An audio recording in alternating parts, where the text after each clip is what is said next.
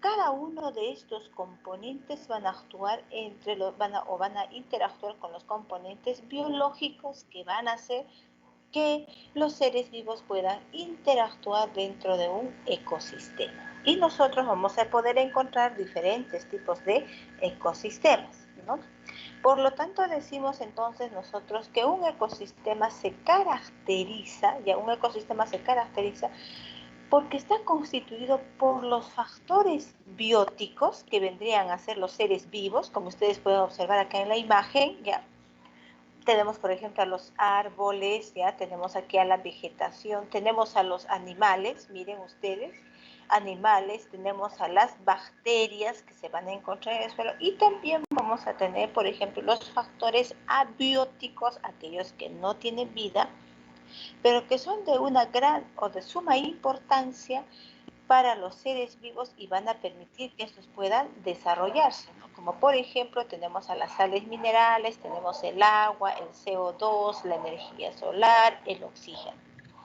Muchos se preguntarán, pero profesora, ¿qué tiene que ver esto con el ecosistema? Recuerden ustedes que cuando nosotros hablamos del ecosistema, estamos hablando básicamente de la interacción de los seres vivos, ¿no?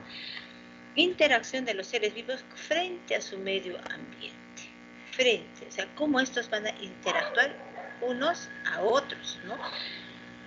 Y esto inclusive nos va a permitir a nosotros, si exclusivamente queremos identificar a los animales, nos va a dar la oportunidad de diferenciar, por ejemplo, los diferentes niveles tróficos, ¿no? Vamos a tener a los productores, que son aquellas plantas que van a realizar el proceso de la fotosíntesis, que pueden ser de menor tamaño como de gran tamaño como los árboles, ¿no?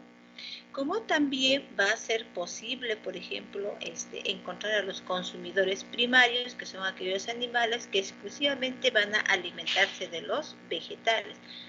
Puede ser un cuy, por ejemplo, o puede ser un caracol, o puede ser un insecto, ¿no? Pero vegetales. Luego vienen los consumidores secundarios, que son aquellos animales que se van a alimentar de los animales herbívoros, ¿ya? Por ejemplo, en este caso la tortuga del caracol, aquí tenemos el roedor, la lechuza del roedor, ¿no? O la serpiente del roedor, ¿no? Y los terciarios, como por ejemplo, tenemos aquí al águila que se va a alimentar de la tortuga, por ejemplo, ¿no? Y finalmente, si estos mueren, vamos a tener a los descomponedores, que son las bacterias, los hongos, que van a descomponer estos seres vivos, van a hacer que continúe el flujo de la energía. Todo esto se lleva a cabo en un ecosistema, ¿ya? Entonces decimos que el ecosistema se caracteriza porque está constituido ya por los factores bióticos y abióticos. Se le conoce a los factores bióticos como la biocenosis, ya porque va a haber interacción entre el elemento biótico y abiótico o biotopo. Ojo, los biotopos solamente se consideran los factores abióticos, ¿no? Que vendrían a ser los factores físicos y químicos. Dentro de la biocenosis es posible encontrar, por ejemplo, o dentro de los ecosistemas, diferentes biomas, ¿ya? Biomas que estas puedan ser terrestres o pueden ser acuáticos. Por ejemplo, dentro de las terrestres vamos a tener tundra, chaparral, pradera, bosques, desierto, etcétera, ¿no? Y en los biomas acuáticos tenemos pues los de agua dulce y las aguas saladas. Pero no solamente vamos a decir que en un ecosistema hay una interacción donde todo es hermoso, los seres vivos interactúan. No. A partir de esta interacción se generan muchos problemas ambientales, que lo vamos a tocar más adelante, que conllevan a la alteración del ecosistema y va a conllevar a que existan diferentes tipos digamos, de alteraciones a través de nuestro medio ambiente que va a conllevar a que se genere, por ejemplo, el calentamiento global. Dentro de los problemas ambientales más importantes que se tiene dentro de un ecosistema está la contaminación. La contaminación por el uso de diferentes productos que nosotros utilizamos. Uno de ellos es el plástico, por ejemplo. ¿No? El plástico, por ejemplo, vendría a ser un gran problema ambiental. ¿Por qué? Porque nosotros consumimos demasiado plástico de un solo uso, que esto luego lo descartamos y finalmente estos al momento de descomponerse se convierten en microplásticos que en algún momento pueden ser absorbidos por los vegetales, los animales, que finalmente por bioacumulación puede llegar a volver a ser ingerido por el hombre, ¿no? Tenemos la desertificación, ¿ya? La desertificación, la deforestación, la tala. Aquí, por ejemplo, se da bastante la tala ilegal, ¿no? Tenemos el calentamiento global y la pérdida de la biodiversidad. Esto se ha dado, de repente muchos de nosotros casi no estamos muy vinculados con los problemas ambientales o no hemos querido observar, ¿no? Por ejemplo, porque tal vez hemos dicho que esto no nos afecta. No, esto nos afecta directamente, ¿no? Como por ejemplo la pérdida de la biodiversidad. Aquí en el año 2015 en nuestra región, para ganar espacios agrícolas, básicamente vamos a hablar para el sembrío de la palma aceitera, ha habido pérdida de biodiversidad, han devastado bosques, ¿no? Para que puedan plantar palma aceitera, tengan producto. Si bien es cierto, ha mejorado en algunas familias los ingresos económicos, sin embargo, va a dejar pues los suelos áridos. Unos cuantos años más, estos suelos ya no van a ser productivos. Entonces decimos nosotros que los ecosistemas se caracterizan porque van a interactuar los factores abióticos y los factores bióticos. Nosotros acá en la imagen podemos observar dos tipos de ecosistemas. El ecosistema terrestre, ¿ya? Y tenemos el ecosistema acuático. Cada uno de los ecosistemas tienen su propia flora y fauna en particular, ¿ya? Cada uno de ellos interactúa con los seres vivos, los factores abióticos de la zona donde se encuentran. Sin embargo, existe el límite entre el ecosistema terrestre y el acuático, ya va a venir a ser la interacción o intersección de dos ecosistemas adyacentes que se conoce como ecotono, y puede tener su flora y su fauna en particular que solamente se va a desarrollar en esta zona. O puede albergar temporalmente ya la fauna, por ejemplo, que se desarrolla en el ecosistema acuático, o también puede albergar a la fauna que se encuentra en el ecosistema terrestre, pero de manera temporal.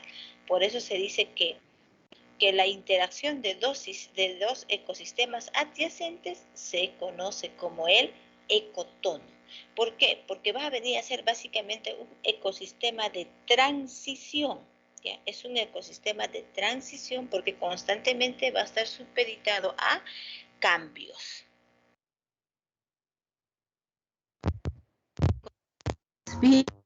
Cuando nosotros hablamos de ecosistemas, existen diferentes formas de los ecosistemas. Por ejemplo, aquí podemos hablar de los ecosistemas naturales y ecosistemas humanizados.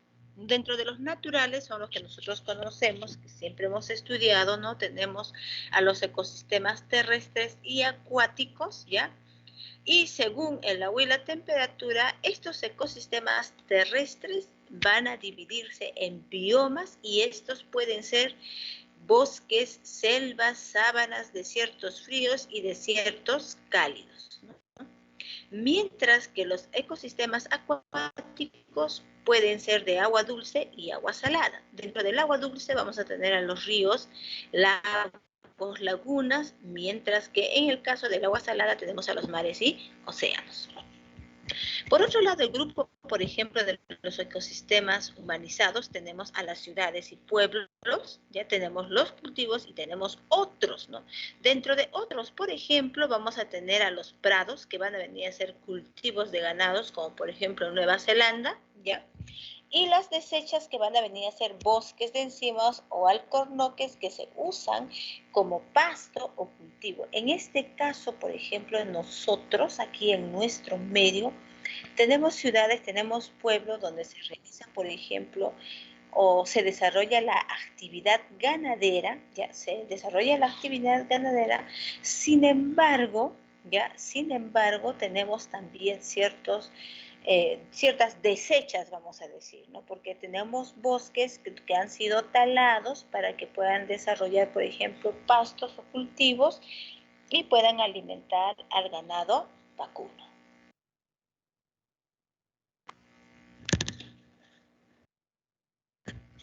Entonces queda claro que dentro de los ecosistemas naturales tenemos dos tipos. Los ecosistemas acuáticos, que está representado por el agua salada, el agua dulce, y los ecosistemas terrestres, que van a tener a los biomas como la tundra, taiga, bosque, desierto, selva, estepa, pradera, entre otros.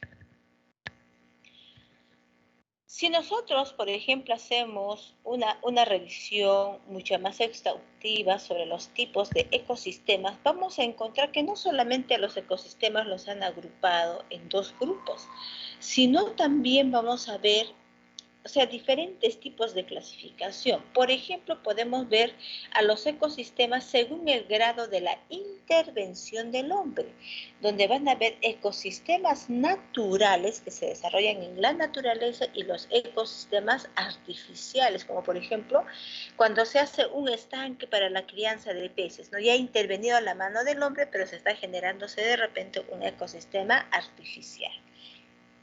En el medio, o se puede clasificar según el medio en que se ubican. Los ecosistemas pueden ser terrestres o pueden ser acuáticos. Les decía hace un momento que los ecosistemas terrestres inclusive pueden dividirse en biomas, ¿no? Marcando una línea diferencial, pero no notoria, de un determinado ecosistema a otro.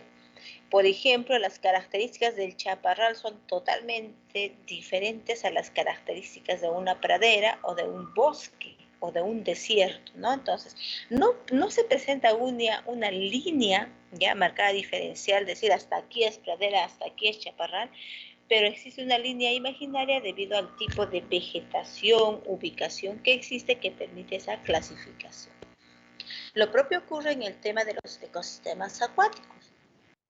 Aquí claramente nosotros podemos diferenciar a los ecosistemas de aguas dulces, como en nuestro medio nosotros tenemos aguas dulces, por ejemplo, mientras que vamos a tener ecosistemas de aguas saladas, como en el caso del mar. Y por su tamaño, o según su tamaño, los ecosistemas pueden dividirse como macroecosistemas y microecosistemas. Macro, cuando los ecosistemas grandes, ¿no? Micro, de repente hasta un vaso, ¿no? Ustedes han sembrado, por ejemplo, a su semilla, han generado un microecosistema y han observado ustedes cómo los factores ambientales han influido directamente en este ser vivo para que pueda desarrollarse, ¿no? Y hemos observado de manera detallada. Entonces, esto nos permite a nosotros, la interacción de los seres vivos dentro de un ecosistema, nos permite a nosotros básicamente generar un flujo de energía dentro del ecosistema o entre los ecosistemas, dependiendo de los seres vivos que habitan. Entonces, pero tenemos que recordar un poco sobre el término de qué es la energía. Va a venir a ser la capacidad de realizar un determinado trabajo, ¿no? Ustedes saben, hemos tocado este tema, ¿no? Que existe la energía potencial y la energía cinética, ¿no? Esta está representada por la ley, por la primera ley y segunda ley de la energía. La primera ley nos dice que la energía puede transformarse de una clase a otra, pero no destruirse. Mientras que la segunda ley nos dice que al pasar de forma la energía a otra, se produce una pérdida de calor. Y eso es completamente cierto, ¿no? Por ejemplo, ¿cómo es la energía en la materia de un organismo? Yo les decía que nosotros, por ejemplo, ya como seres vivos, consumimos energía en forma de ATP. Producimos ATP, que vendría a ser la moneda energética que se va a generar a partir del metabolismo, ¿ya? Y la materia, ¿quiénes van a ser? Los elementos químicos en los seres vivos como bioelementos y compuestos químicos, las biomoléculas, interaccionando unos a otros, así como cuando hemos visto sobre los niveles de organización de los seres vivos, ¿no? Como hemos visto nosotros que desde un nivel subatómico unos a otros se van conjuncionando a través de los diversos enlaces químicos que existen, van generando biomoléculas y vamos a ir cómo se va generando, por ejemplo, o se va realizando el proceso de la respiración, el proceso del metabolismo que van a permitir básicamente la producción de energía. Entonces decimos, ¿no? Según la materia, los seres vivos van a clasificarse en autótrofos y heterótrofos. Los seres vivos autótrofos son aquellos que van a tener la capacidad de elaborar su propio alimento, ¿ya? Mientras que los heterótrofos son aquellos que van a requerir necesariamente ya compuestos orgánicos como fuente de energía. Por ejemplo, dentro de los autótrofos tenemos todos los vegetales. Tenemos desde las algas unicelulares hasta plantas de gran tamaño, como el mango, por ejemplo, ¿ya? Y los heterótrofos son aquellos que necesariamente requieren ya de una fuente orgánica. Por ejemplo, el hombre. Nosotros somos heterótrofos, los hongos son heterótrofos, ¿no? Entonces decimos que los seres vivos, mira otra forma ya, se caracterizan por ser fotógrafos y por ser quimiótrofos. ¿Por qué se dice que son fotógrafos? Porque pueden ser fotoautótrofos y van a utilizar la energía solar, o sea, la luz, ¿ya? Y el CO2, que vendría a ser el producto de la respiración como fuente de carbono.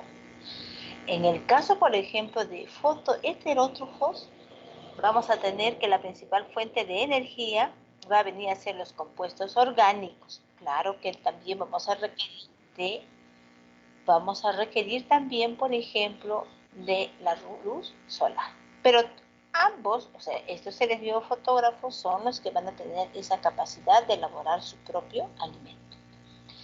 En los quimiótrofos, ya vamos a tener a los quimioautótrofos y a los quimioheterótrofos. Los autótrofos van a producir o van a requerir de compuestos orgánicos y CO2, ¿ya? Aquí vamos a tener a las bacterias, se caracterizan por ser quimiótrofos, ¿ya? Pero también, por ejemplo, los quimioautótrofos van a ser las cianobacterias, mientras que los quimioheterótrofos van a ser aquellas otras bacterias como las gram positivas, gram negativas, los micoplasmas, las riquecias, las clamidias, ¿no? Que van a requerir de compuestos orgánicos y van a tener esos compuestos orgánicos como fuente de energía. Entonces, ¿cómo comienza el proceso de la transmisión de energía? Tenemos nosotros a la luz solar, ya la energía solar, donde estos fotones van a ser captados a través de los productores, que vendrían a ser los vegetales, que se conocen como autótrofos. Van a realizar diversas reacciones, por ejemplo, para poder producir materia orgánica, pueden realizar el proceso de la fotosíntesis, ¿ya? Y que se realiza a través del proceso o de la fase oscura y de la fase luminosa. En la fase oscura consiste en la captación de los fotones y liberación de oxígeno, mientras que la fase oscura se caracteriza por ser la fase de síntesis de moléculas orgánicas, ¿no? Y vamos a tener la quimiosíntesis, que son las diversas reacciones químicas que también pueden ser realizadas por ciertos microorganismos. A ellos se les conoce como productores o como autótrofos. ¿Ya? Estos van a crecer, producen energía, que estos van a brindarle energía a los consumidores. Por ejemplo, la lechuga que consumimos nosotros en la ensalada, la cebolla, el tomate, etc. O sea, nosotros estamos consumiendo a los productores. Entonces decimos, ¿cómo va a ser el flujo de energía? El flujo de energía, ¿no? Tenemos la energía solar que puede ser necesario para la sobrevivencia de los consumidores. Nosotros también requerimos, por ejemplo, de los primeros rayos del sol para producir la vitamina D. Sin embargo, va a ser una fuente muy importante y primordial para los productores, porque ellos son los que van a llevar a cabo el proceso de la fotosíntesis y son esenciales porque a partir de esto se van a alimentar otros seres vivos como los consumidores primarios, como podemos observar aquí al saltamonte. ¿Quién se va a consumir al saltamonte? Los consumidores secundarios. ¿Quién va a consumirse al consumidor secundario? Los terciarios, ¿no? Pero todos ellos, durante este proceso de un eslabón a otro eslabón, van a generar energía y va a haber pérdida de calor. Y finalmente, si estos fallecen, básicamente van a ser descompuestos por los descomponedores. ¿Y quienes van a ser los descomponedores? Son las bacterias y los hongos, que van a permitir que nuevamente la energía que ha pasado de un eslabón a otro eslabón ingrese al suelo y sea nuevamente absorbido por los productores, captan rayos solares. Porque aquí en el momento de la descomposición van a quedar sales minerales, por ejemplo, ¿no? Y estas sales minerales van a formar parte del suelo y estos van a requerir los productores, que son las plantas, como nutrientes para que puedan desarrollar.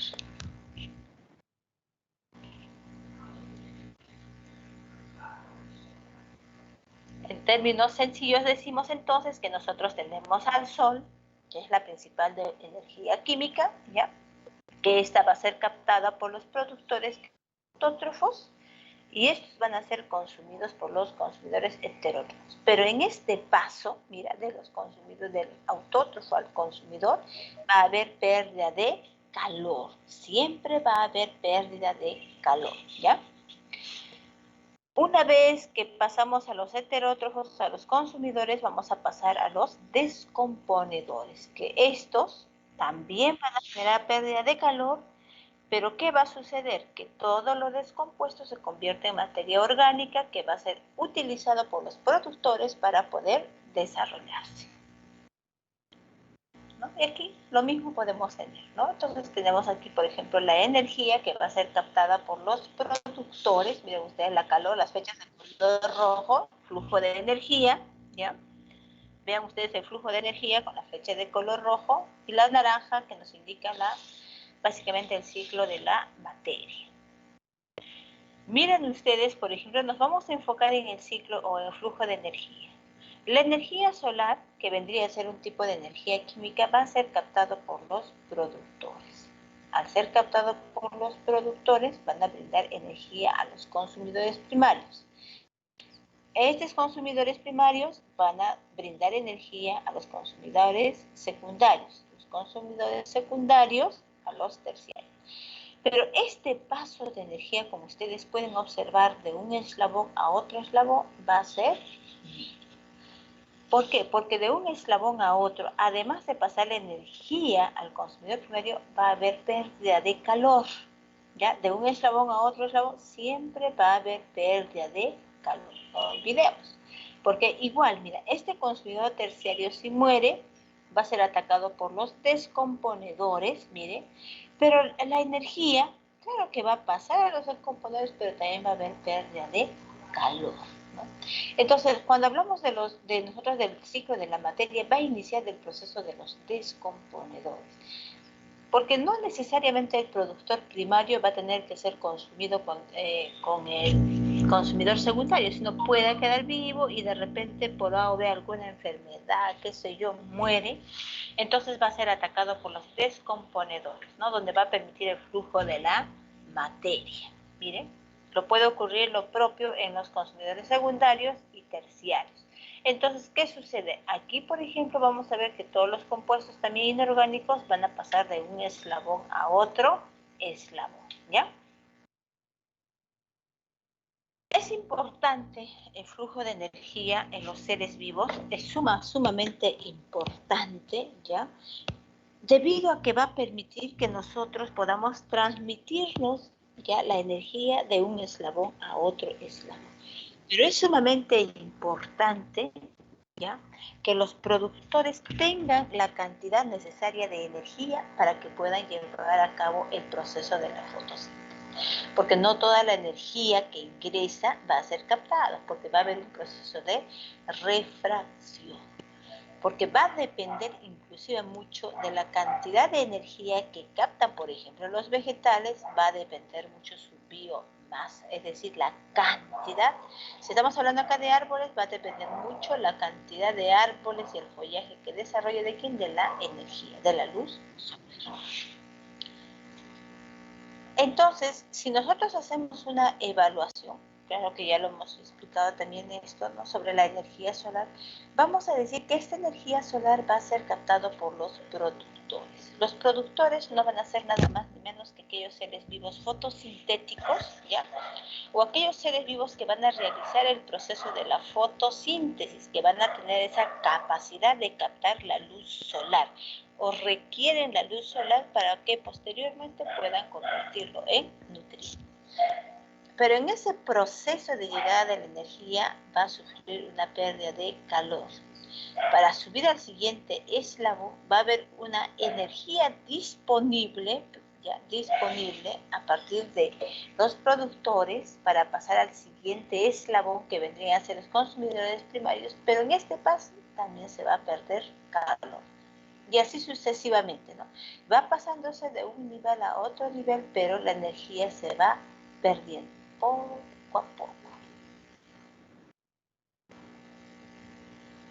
Aquí tenemos un ejemplo, cómo va, por ejemplo, el almacenamiento de la energía. Tenemos aquí, por ejemplo, los productores primarios. Sabemos que existe energía luminosa, donde esta va a ser captado, la energía luminosa va a ser captado por los productores, por decir, vamos a dar un ejemplo, que almacenan aproximadamente 20.000 kilocalorías por metro cuadrado por año, ¿ya? ¿Qué va a suceder? Va a pasar un 10% de energía al siguiente eslabón. O sea, no va a pasar toda la energía, sino va a pasar el 10%. ¿Cuánto va a ser? Ya, es que estos consumidores primarios van a producir 2.000 kilocalorías por metro cuadrado por año. Van a pasar a los consumidores secundarios, igual, se va a perder, solamente se va a pasar un 10%, o sea, 200 kilocalorías por metro cuadrado por año. Consumidores terciarios, 20 kilocalorías por metros cuadrados por año. Y vamos a los consumidores cuaternarios, 2 kilocalorías por metro cuadrado por año. Como ustedes pueden observar, de un eslabón a otro eslabón siempre existe pérdida de energía. No va a ingresar la misma cantidad de energía. No olviden eso, ¿ya? Va a perder.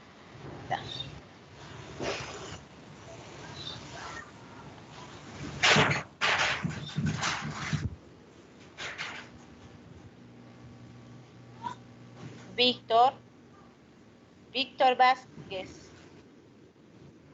Su micro, por favor. Víctor Vázquez.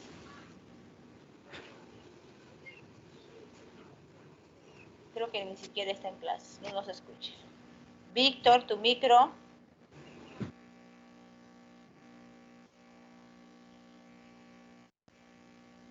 Entonces nosotros en la siguiente imagen podemos observar, miren, cómo es que va a pasar la energía de un eslabón a otro eslabón. Es decir, la energía que se produce al inicio no va a ser la misma cantidad que llegue al final, solamente va a llegar un 10%, ¿ya? Por eso se habla de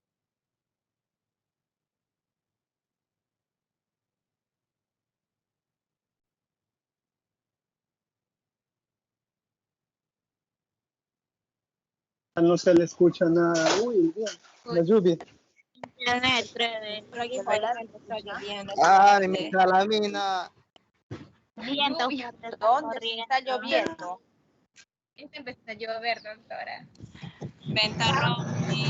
Ya viene La lluvia que está llena de agua. Viento, profesora. Está la agencia del internet. Está lloviendo, ¿por qué hace calor? No, No hay no hay lluvia, ¿qué está haciendo sol? Llueve. Está Aquí en mi casa engañando. hay sol. Ya, vamos a continuar. No, está haciendo sol aquí, de repente llueve más tarde. No, Vamos a profesora, continuar. verdad, por acá por el centro hay ventarrón. Por Mercado Lollada, men. Sí, doctora, hay ventarrón. Ya, vamos a continuar, hijos, vamos a continuar, ¿ya? A ver, les decía, no olviden que el flujo de energía de un eslabón a otro eslabón solamente va a ser, o sea, el paso va a ser del 10%. ¿Ya? No olviden, por favor, del 10%. ¿Ya? O sea, de un eslabón a otro, no. Si yo, por ejemplo, te pongo un ejercicio y te voy a decir, ¿no? En la laguna Yarinacocha existe una producción de las algas de 50.000 kilocalorías. Explique usted cuántas kilocalorías llegarían al cóndor de la selva. Entonces tú vas a tener que hacer tu cadena trófica, ¿no? Allá. Si sabemos que las algas son productores que van a tener 50.000 kilocalorías, va a pasar al consumidor primario, ¿no? El cóndor de la selva, ¿qué sería? ¿Un consumidor primario, secundario, terciario? ¿Qué tipo de consumidor sería? A ver, Kerly. Kerly Samantha, ¿qué tipo de consumidor sería el cóndor de la selva?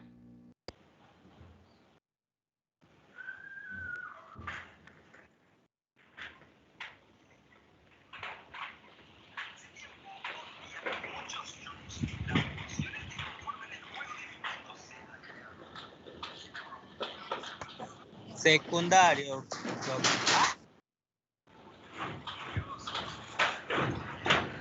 Consumidor terciario, profesora.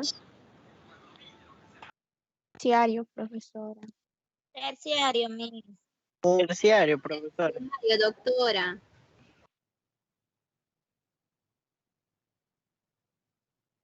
Segundo es que pertenece a la carroña.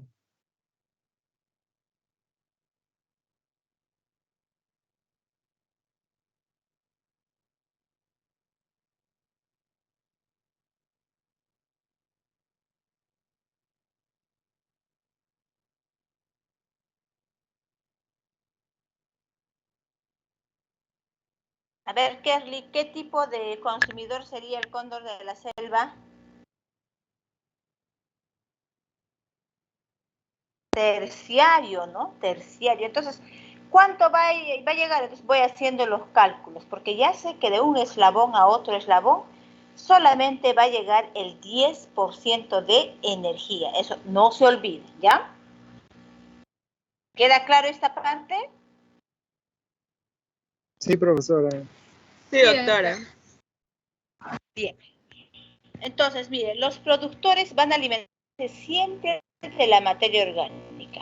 El flujo de la energía, hijos, va a venir a ser un ciclo siempre cerrado, ¿ya? Es cíclico y cerrado. ¿Por qué? Porque la energía, miren ustedes, la energía va a pasar de un eslabón a otro eslabón, hasta llegar a los consumidores terciarios, vienen los descomponedores y la materia.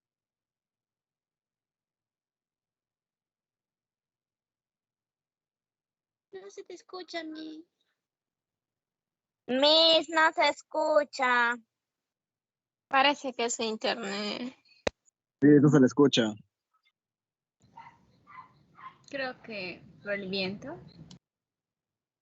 El viento Se me está fue la fuerte. luz. Parece que el viento le ha sacado a la profesora. En serio está lloviendo por allá. Por acá está haciendo Nada de calor. viento, nada de Está lloviendo. Sí. Por acá hay un viento fuerte nomás. Marrón. Por mi casa está Por la ardiendo. ciudad. Creo que es por el viento. Vivirás en el desierto, pues, para que esté ardiendo. Sí, está ardiendo. La frontera está. No, a mí por acá está fuerte el ventarrón por mi casa. La antena cayó, profe. Claro, está la mina, amigo. Profe, mi calamina voló.